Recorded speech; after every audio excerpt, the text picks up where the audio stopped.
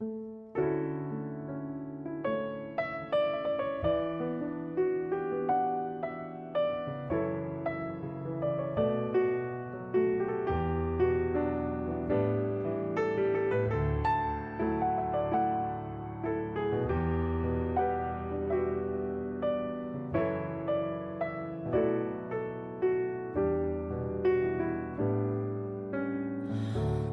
ちごのように甘酸っぱい青い未来に君がふと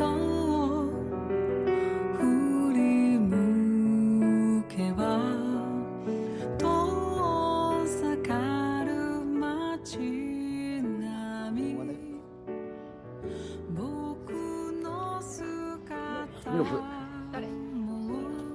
君から美味しいですか？見えないとしても瞳はそっと閉じてみてほらすぐに赤く優しいあのいちごのファンルツが君の心の中にほんのり伝わるよ海の青さも思い出せないくらいに夜が長くとも凍える胸にぬくもりを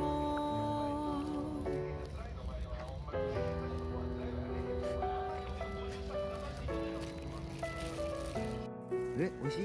おお、いいよ。いちごのようにみずみずしい青い君は寂しげな声で誰に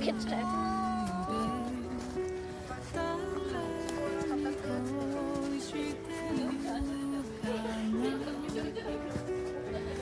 初めての恋もいちごのワルツの調べやけに冷たく心に振り付けた時代の変わり目の雨がやがてその後君の花を長く咲き誇らせて素敵な贈り物に変わる恋の動画だよ。儚さを知る美味しいですか？頃に移り気まぐれストロベリーワーバイバイ。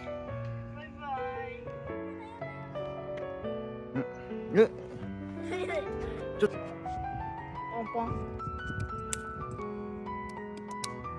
ポンポコポン。